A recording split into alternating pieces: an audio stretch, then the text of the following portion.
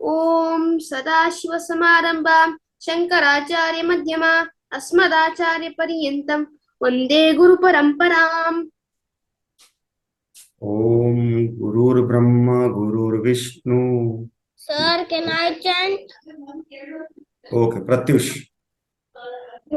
Guru Brahma, Guru Vishnu, Guru Devo Maheshwara, Guru Sakshat Parabrahma, Tasmai Shri Gurave Namah. Very good. Tasmai Shri Guruve Namaha. So, today's class is different than Bhagavad Gita. We are going to learn what is bhakti, and Rama Madam is going to teach us nava vidha bhakti. Okay, but before that, I will introduce you what bhakti means. Bhakti is, in simple English, devotion. Like some cricketers who are devoted to cricket, they become stars. Some children are devoted to studies, they score good marks. But those who devote to Lord, they are all rounders. They are good in everything, whatever they do.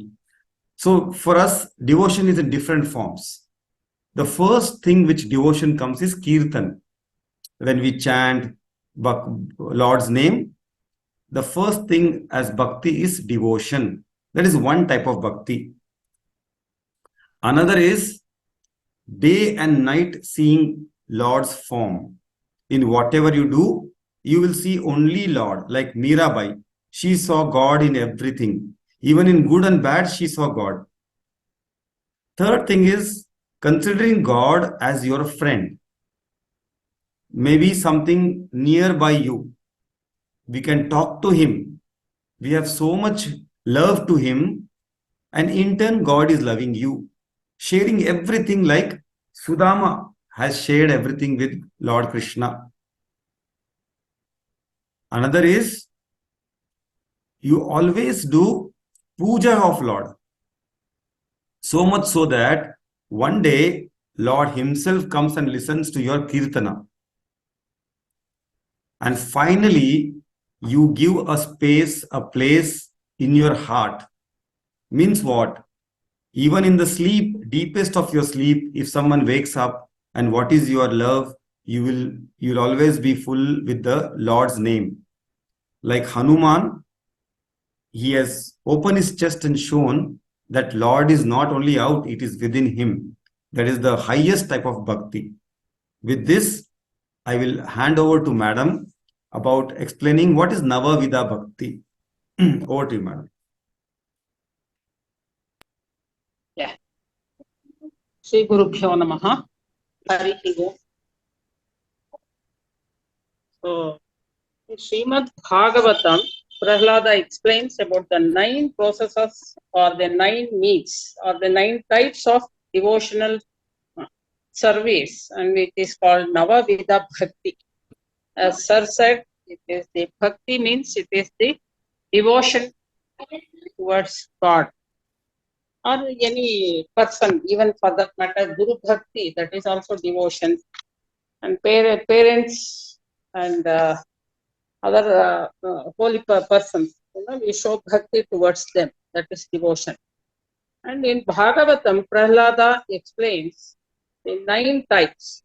They are Shravanam, Kirtanam, Vishnoho Smaranam, Padasevanam, Archanam, Vandanam, Dasyam, Sakhyam, Atma Nivedanam. So the first one is Shravanam. Shravanam means it is hearing, and Kirtanam is chanting about the transcendental holy names of God, His form and then qualities. And then next one is Vishnoho Smaranam. That means you are doing japa or parayana or chanting the shlokas. Pada Sevanam. That Smaranam is remembering the God. And then Pada Sevanam means serving the lotus feet of the Lord. And then comes Archanam, offering the Lord respectful worship.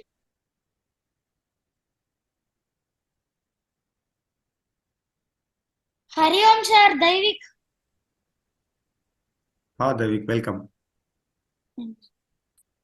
Madam, what happened, Rama madam? We lost the sound of Rama madam. Madam, you are muted. Vandanam, and then Das is becoming his servant. And then the last one and the best one is the Atma Nivedanam. That is considering the Lord as one's best friend, that is Sakhyam, and surrendering everything unto him. Otherwise, you can say serving him with the body, mind, and words. That is, we have three instruments to do any work. That one is the mind, then is the words, and then is the physical body. See, whatever you want to do a work, suppose you want to express something, first you will think in your mind and frame the words. Then you will speak it out. You will express. Then you will act according. Suppose you want to attend this class. So then you will think in your mind, okay, this is the plus point I get, but I may not be able to watch the TV simultaneously. So I may lose that, but I gain this satsanga. So the satsanga is they say it is the food for your sukshma sharira, that is mind. Okay. So like that you have the mind is the first instrument, that is where the sankalpa takes place. That means you are going to determine what you want to do, and then you will express in words, and then you will act through your karana of body, that is kayena vacha manasa. So serving the Lord with shraddha and bhakti through the instruments of body, mind, and words, it is called Atma Nivedanam. So these 9 types are accepted as pure devotional service. So now one can see these 9 types of devotion or 9 forms of devotion unfolded in a beautiful way in Ramayana as well as Srimad Bhagavatam. And they have followed these 9 forms and laid a beautiful example of devotion towards Bhagavan Rama in Ramayana and towards Krishna in Bhagavatam. So in both the places, the 9 types are same, but different devotees, they have shown this type of bhakti, that is the devotion. So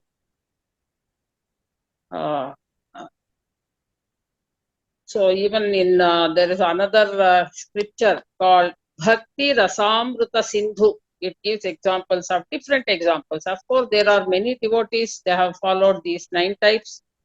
So all of them, they follow this one of these 9 types, or maybe all these 9 are like the steps to reach Atma Nivedanam, that is closer to the God. That is what it is, 9 types. Today probably we'll be learning about Vishnu.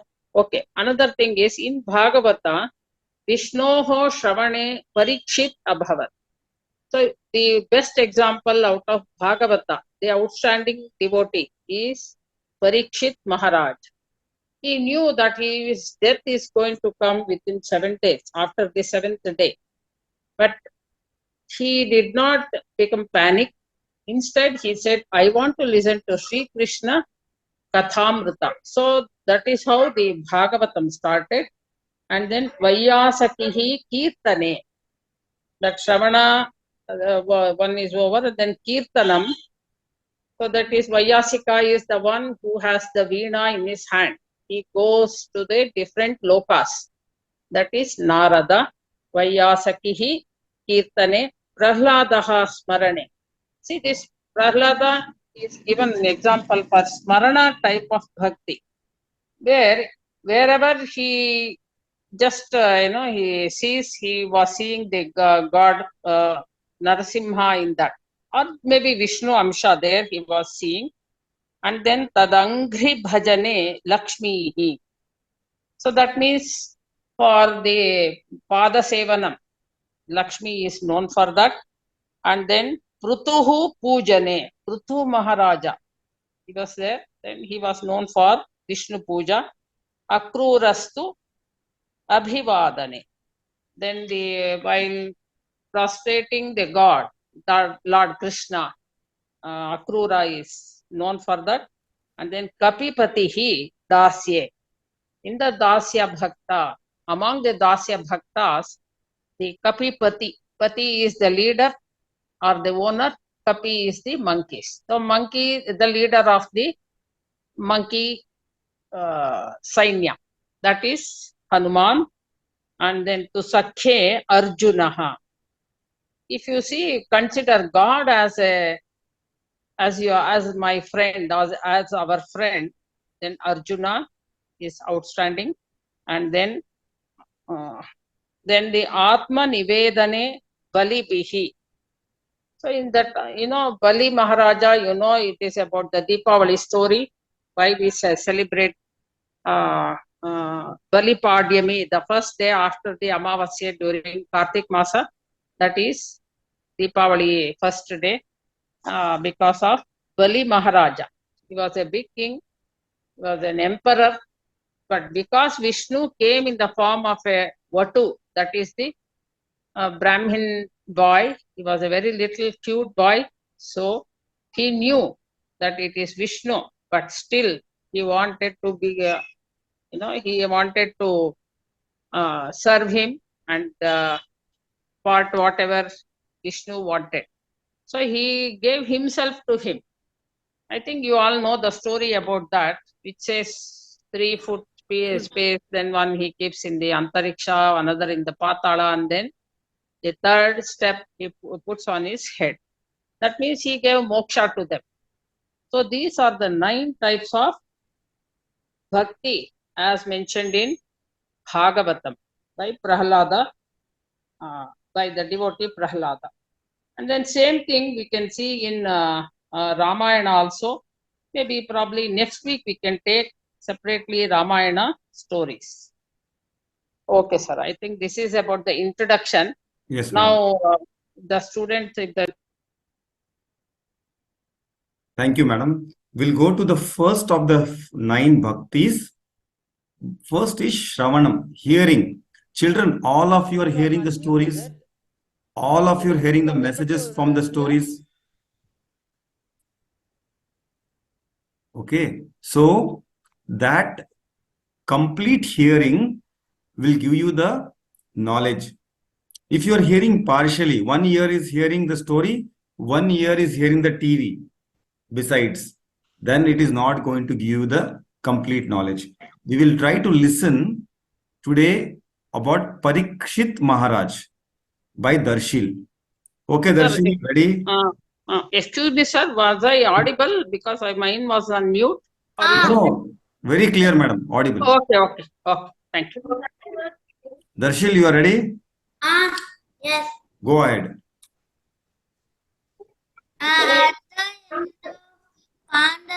At the end of Mahabharata, Pandavas were left alone and all their relatives died in war. We know about Arjuna's son Abhimanyu, who died in war. His wife Uttara was pregnant when Abhimanyu died. Ashwatham, son of Dronacharya, was very close friend to Duryodhana. He was furious after the news of his friend's death. Ashwatham attacked with Brahmastra on Uttara's womb to kill unborn child. As he wanted to finish Pandav dynasty, Uttara prayed to Lord Krishna to protect her child. Krishna received the child from death. This child of Abhimanyu and Uttara was named Parikshit, which means that the one who was tested. As he faced death before he was born.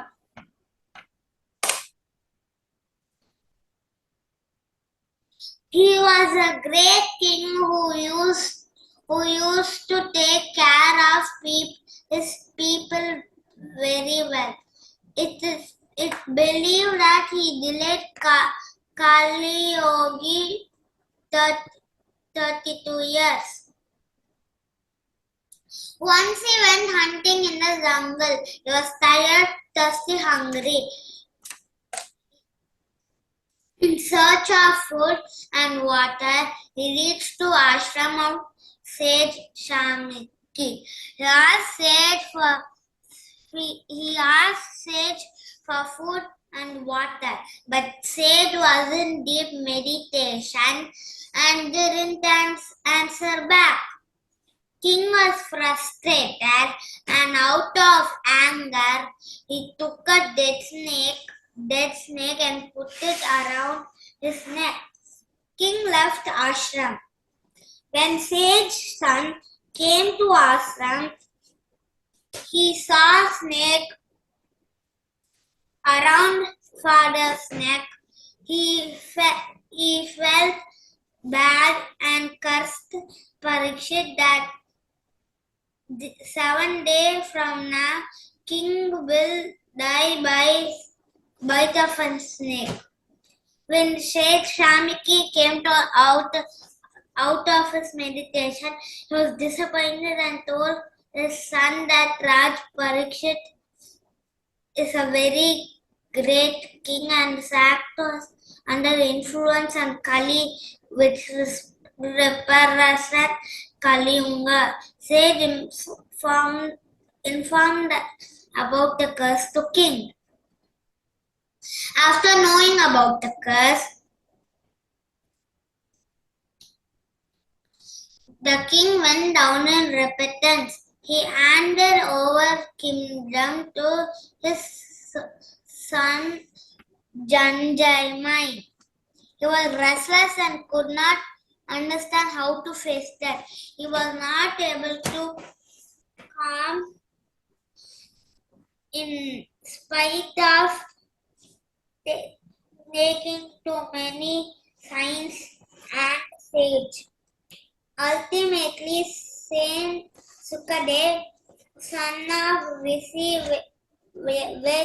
Vyasa, recited Bhagavata and cleared his doubt about life death.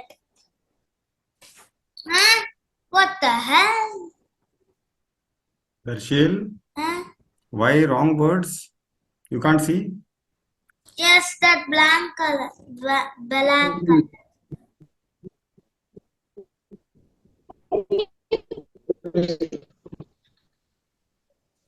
Then.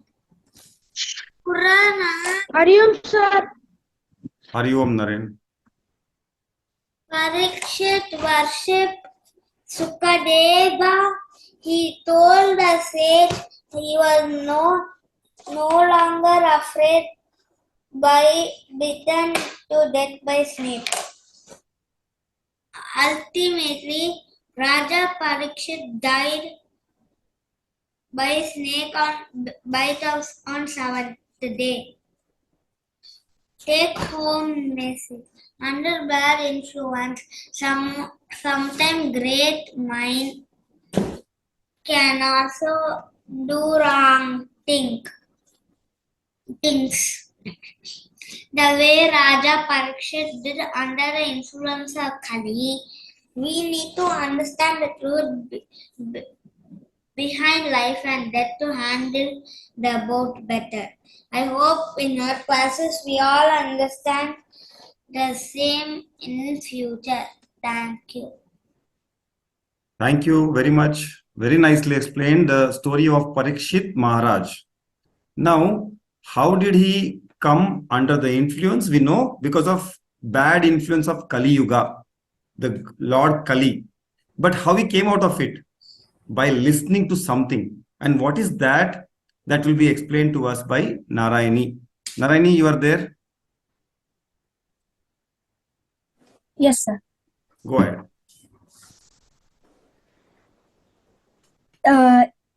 Sukadev Goswami in his previous birth was a parrot, but not any ordinary parrot. He was the personal parrot of Srimati Radharani. He used to take the messages from her to Lord Krishna. When Srimati Radharani was about to leave the world to the spiritual world, she told the parrot called Sukha to stay here, but the parrot didn't want to stay without her. Then Srimati Radharani assured her whenever anyone narrated the story of the Supreme Lord, you will not feel separation from me. Then Sukha went all over Bharata and saw that anyone narrating any stories of the Supreme Lord. When he in the Kailasha Parvat, he saw Lord Shiva narrating Bhagavatam to Parvati. To assure Shiva that Parvati was listening, Parvati used to say to assure Shiva that she is listening. In the middle of when Shiva was reciting, he was telling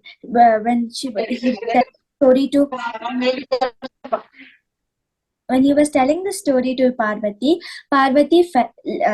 slept, and Sukha, who was Pratyush, please keep yourself mute. now Sukdev was hiding behind a tree and was listening to the stories. Then, after Parvati had slept, Sukha, started to imitate Parvati's voices and as to assure Shiva that she was listening. Then, at the end, Parvati woke up and told, "I'm very sorry that I slept." And she told Shiva. Then Shiva told, "Who was imitating your voice and assuring me that you were listening?" Hello, Pratyush. Can I request you to keep your phone muted? Sir, you can mute yourself, is it, sir? You can mute him. No, I have muted, but in between he is again unmuting. I don't know why. Okay. That's why. So, Wait a minute, Narayani. Pratyush, who is there with you? Hello, Pratyush. Who is there with you, Pratyush? Someone is sitting beside you?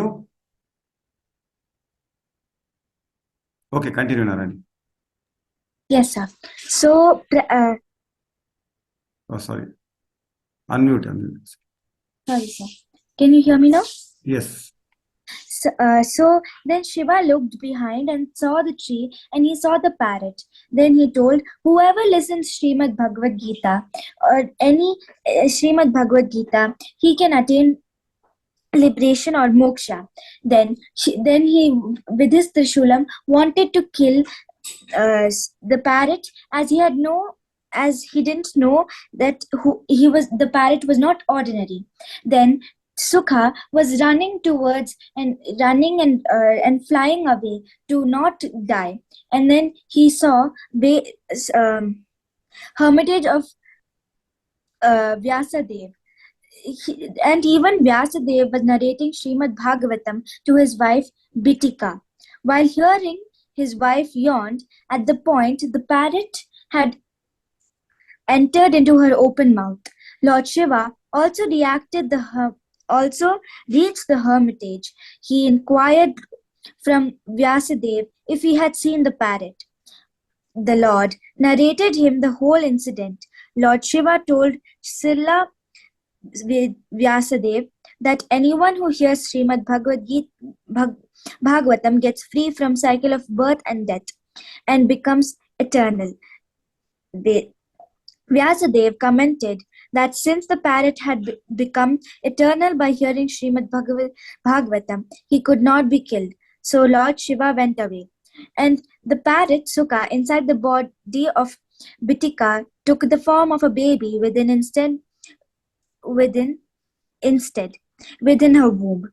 However, he did not come out of the womb at the usual time of 9 months.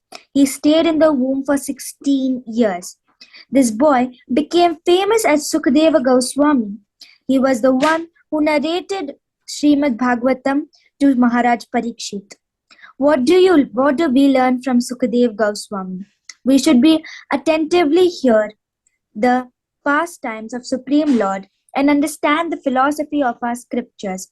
Then we should preach to others so that we can also become devotees of the Supreme Lord. That is the perfection of hearing and chanting. And because he had first heard the Bhagavatam himself from great personalities like Shiva, Lord Shiva, and Shri Vyasadev, we must hear from the devotees of the Lord and not just from anyone who was narrating. Thank you, Hariom. Hope all of you had understood the story. Thank you, Narayani. Excellent story. Remember that you have to be attentive. And children, I will request to mute when you are not presenting anything. Okay? And one thing you take from this is Swayam Vedavyasa, who has written all the Mahabharata, who has divided all the Vedas into 4, and his son Parikshit, his son Sukadev Goswami, which is seen here is in blue. Blue, can you tell me why it is blue color? Anyone? Why Vedavyasa's son is also blue? Sharav? Sir, because he's form of Krishna or Vishnu. Correct. You mean Vedavyasa was form of Krishna, right? Sir, I can Yes. tell, sir. Sir, So because he his was son- black. Sir, he was also black like Krishna. Yes. So some may say black or blue, but Vedavyasa was in blue in color. So Sukadev, who is Sir, the actually, son of... Vedavyasa was also black in color, sir. Okay. So dark in color, dark complexion. So his son also is dark complexion. Okay. Let us understand that 2 things we understood. Sir, my battery is low. Okay, Darshil, you can charge it or you can leave. No problem. But Amma went to hospital. How can Oh, okay. You try to listen till it's getting completely over. Okay. Then, Then you can ask someone to give the charger. okay. Okay, and come back. No problem. So, children, we were talking about bhakti, and one was hearing carefully of Lord's name by someone like Vedavyasa or Krishna or some guru who is going to tell us directly what was told in Bhagavatam. Like Parikshit Maharaj, who had fear of death, but he listened to Sukadev and he completely got moksha, liberated. Next is Kirtanam, chanting of Lord's name. Okay, like Mirabai, in every day she will do Kirtanam. She does such a well bhajan that Swayam Lord will come in the idol live, and people have said that they can see Lord sitting there live. So that is the power of Kirtanam. Third is Maranam, remembering Lord in every activity.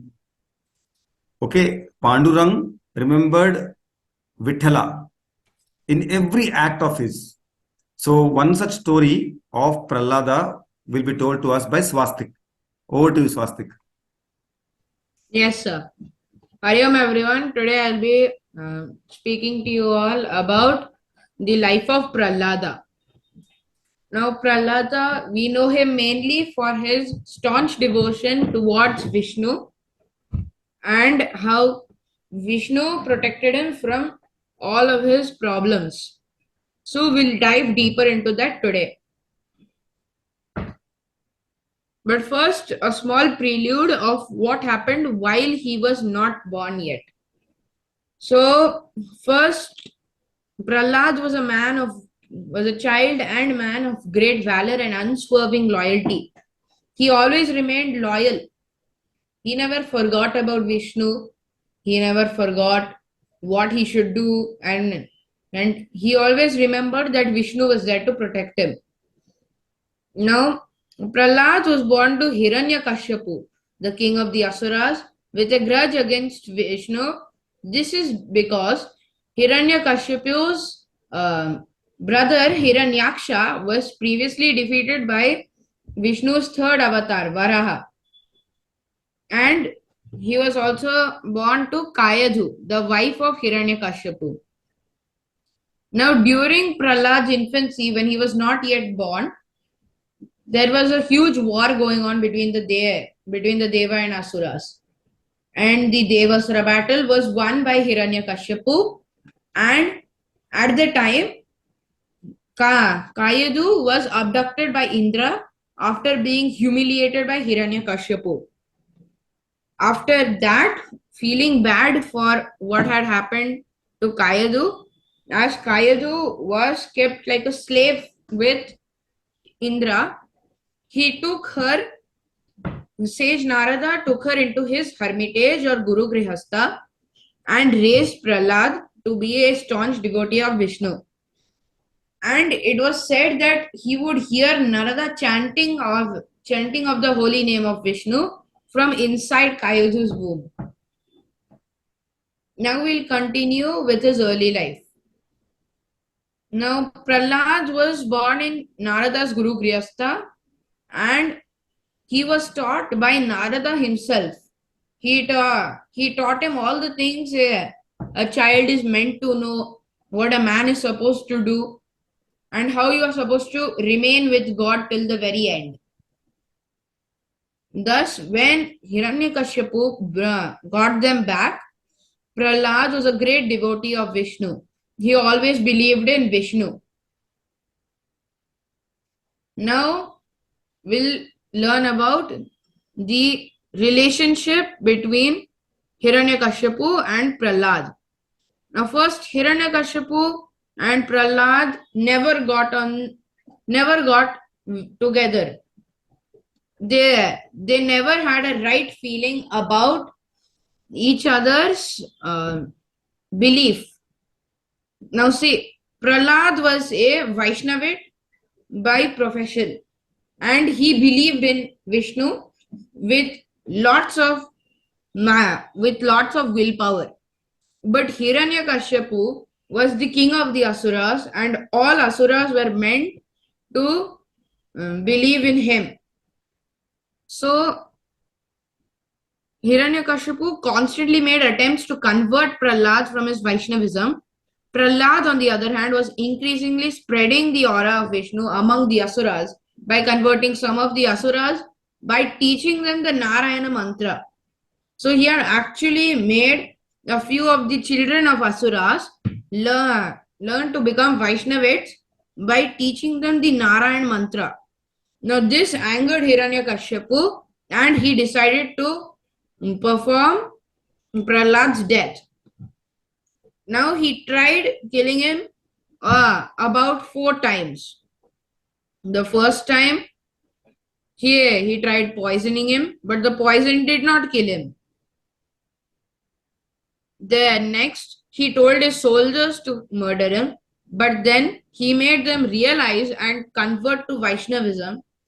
Then third, he tried trampling Pralhad under the Ashtadigajas, the 8 elephants which carried the earth on their back. Considering he had already conquered the earth after his brother Hiranyaksha, but the dust immediately broke on impact with Pralhad's skin. And fourth, he placed him in a room of venomous snakes, but they all in turn made a bed for Pralhad to rest on. And for the 5th time, he called upon Holika, and the infamous method of trying to burn him while Holika wore her shawl did not work, because the wind currents were very strong and the shawl landed on Pralhad and Holika became ashes. The next slide. Now finally, one day Hiranyakashipu called Pralhad to the throne room to have a talk with him and allegedly forced him to give up Vaishnavism. Pralhad claimed that Vishnu was everywhere and so chose to worship him. Hiranyakashipu actually taunted him and asked him where Vishnu was, and if he would break the pillar, would Vishnu come out? He said yes, and so he broke the pillar, and out came the fearsome Narsimha, the half lion, half man, who had great anger welled up inside him. And actually Hiranyakashipu had a boon that he could not be killed at morning, neither at night. He could not be killed inside a room or outside a room. And he could not be killed with any sort of man-made weapon, and he could not be killed by any human or animal. Now this virtually immortal wish was granted to him by Brahma, and many people failed to kill him in this way. But Narsimha chose the exact time, because he killed him right on the doorway between the throne room and outside, and he killed him at exact noon, which is 12 p.m. and he used his claws to tear out his intestines. And because of this, Pralhad again was very happy. Now, in his later life, Pralhad, being the son of Hiranyakashipu, who was the king of the Asuras, became the king of the Asuras because he was the successor, and was so silent and had such an aura that he conquered the three worlds without having a single weapon raised against any of them. He did not raise any weapons against earth and Swargalok. But Indra, angry that he took away Swarga, decided to come in the form of a old man, and Pralhad, feeling bad for him, chose to give him any one boon. And he said that his wish was to have the king's virtue, and thus he even robbed him of his bhakta, just to show how much of a problem Indra really is. But anyways, out of that, next Pralhad fought the brothers Nara and Narayana. These two were the children of Yama and could not be killed, as they were the sons of Yama. They used Ajageva and Sanjaya, the divine bows of Shiva and Arjuna. He ultimately lost, but fought well against Nara and Narayana, even using the Brahmastra against Nara's Narayana Astra. Next, another story. Pralhad in his later life used to feed thousands of Brahmins every day. One day he forgot to feed a single Brahmin, and this Brahmin cursed him that he would forget all sense of Vishnu that he had. And this occurred fast.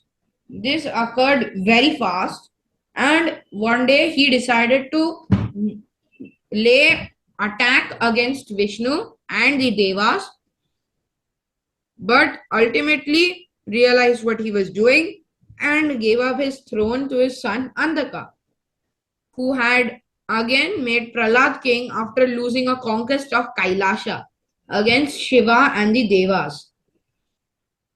But in the end, after dying and again giving Andaka back the throne, Pralhad attained the position of Vaikuntha, which was the consort of Vishnu.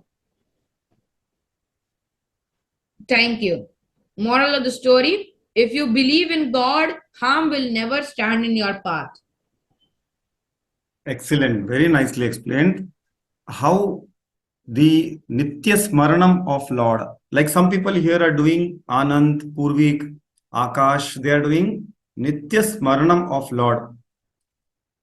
We are going to end the class early today, and we will practice. The class should be exactly 1 hour, 8 to 9. So why? Because some parents, they feel kids are joining the class, having a lot of fun, but there is no discipline. So let us get some discipline in all of us. Only 1 hour class. We will see that we have 45 minutes class and 15 minutes discussion. So, ma'am, do you want to conclude something today? No, I think maybe in the next session we will plan Shravanam from Ramayanam, Kirtanam from Ramayana, epic Ramayana. Yes, and Pada Sevanam, madam, he has prepared Rishikesh. We will take it in next class. Oh, yes. Yes. And also, children, try to keep it short. Like madam says, 2 to 3 minutes only, not too long a story. Otherwise, other children will not understand. So make it very short and sweet, like this prasad for Ganapati. Modakam, small ones. Story should be very short and sweet. With that, we come to the end of the class, and I will request those who have questions, any discussion for next 5 to 10 minutes. Hari Om all. Om Purnamada Purnamidam Purnat Purnamudachyate Purnasya Purnamadaya Purnamevavasishyate. Om Shanti Shanti Shanti. Hari Om. Thank you.